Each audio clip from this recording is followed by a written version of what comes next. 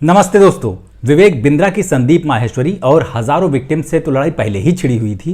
अब विवेक के सीन में नए विलेन की एंट्री हो चुकी है, या यूं कहें कि विवेक ने खुद विलेन वाला काम किया है।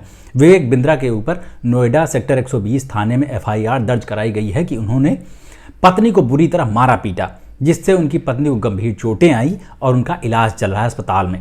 देखो, अपन लोग जज तो है नहीं, जिस मामले में केस हुआ है उस पर ज्यादा चुगली चाची बनना ठीक नहीं। हाँ, इतना जान लेना चाहिए कि इसी 6 दिसंबर को विवेक बिंद्रा की शादी हुई थी और उसके बाद ही उनकी दुनिया में हाहाकार मचा हुआ है। देखो, मैं बिल्कुल सुपरस्टिशियस नहीं हूँ, शादी के साथ बर्बादी आती है ऐसा कहकर हमारी भावनाओं से मत खेलना। लेकिन यार, ये अजीब बात है कि शादी के अगले ही हफ्ते कोई पत्नी को पीटने लगे। ये तो सेल्फ मोटिवेशन का ओवरडोज हो गया भाई साहब। विवेक बिंद्रा का एक और वीडियो वायरल हो गया। वो ललन टॉप के एक इंटरव्यू की क्लिप थी जिसमें वो बता रहे थे कि शूद्र शासन नहीं कर सकता और उससे संबंधित बचकाने तर्क भी दे रहे थे। कुल मिलाकर एक बात समझ में आती है कि विवेक के अंदर दो चीज़ों की भारी कमी है, विवेक की और मोटिवेशन की। और एक चीज़ प्रचुर मात्रा में उपलब्ध है, वो है बोलना। खूब बोलना, चीख चीख कर बोलना, बिना बात के बोलना, घुमा घुमा के बोलना। ये बोलना या बकैती ऐसी कला है जिसके माध्यम से बिलो एवरेज समझ वाला इंसान भी सफलता की सबसे ऊंची चोटी पर विराजमान होता है। विवेक बिंद्रा तो सिर्फ एक छोटा सा उदाहरण है। आपको दुनिया में कुछ प्रधानमंत्री, राष्ट्रपति टाइप के लोग भी मिल जाएंगे जिनकी सिर्फ एक ही क्वालिटी है कि वो बकायद बहुत अच्छे हैं। झूठ सच जो उनको आता है वो लोगों को अच्छा लगता है और वो बकते रहते हैं और कामयाब भी हो जाते हैं। ऐसा ही एक बकायद हिटलर भी था, सिर्फ भाषण देकर पूरे जर्मनी का दिमाग अपनी मुट्ठी में कर रखा था। मैं विवेक बिंद्रा और हिटलर की तुलना बिल्कुल नहीं कर रहा हूं।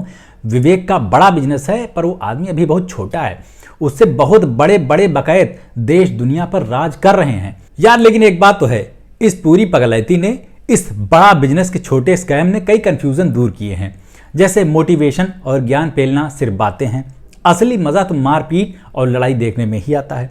बड़ा बिजनेस का हाल देखने के बाद मेरा छोटा बिजनेस करने का भी मन नहीं हो रहा। माइंड योर ओन बिजनेस मेरे लिए सबसे बड़ा मोटिवेशन बन गया है। और एक बात समझ में आई कि कुछ कुछ नामों का भी टाइम आता है। जैसे संदीप माहेश्वरी और संदीप भैया अभी चल रहे हैं, लेकिन विवेक बिंद्रा, विवेक ओबराय और विवेक अग्निहोत्री जैसों को कोई मुंह नहीं लगा रहा। आप लोग चाहे जिसको दोष दो, चाहे संदीप की तरफ खड़े हो जाओ, चाहे विवेक बिंद्रा पर इल्जाम लगाओ, लेकिन मैं तो कहता हूं साला दिसंबर का महीना ही जानलेवा है।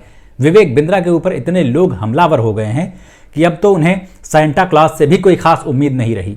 विवेक बिंद्रा के पास सिर्फ एक ऑप्शन बचा है कि वो नए साल का बड़ा रेजोल्यूशन लें कि बिजनेस के साथ थोड़ा समाजशास्त्र और दर्शन वगैरह की भी पढ़ाई करें और अपनी जातिवादी, सांप्रदायिक, मारपीट वाली मानसिकता से थोड़ा सा बाहर निकले। संदीप माहेश्वरी से एक रिक्वेस्ट है कि और बहुत बड़े बड़े स्कैमर हमारे यहाँ बिजनेस, धर्म और राजनीति में बैठे हुए हैं, एक छोटा सा कुछ उन पर भी हो जाए। और जनता से रिक्वेस्ट है कि जो तुम लोग जेसीबी की खुदाई और दो लोगों की लड़ाई देखने में मजा लेने लगते हो ना, यही सबसे बड़ा बिजनेस है गुरु। इससे बड़ा बिजनेस अपने देश में कोई नहीं।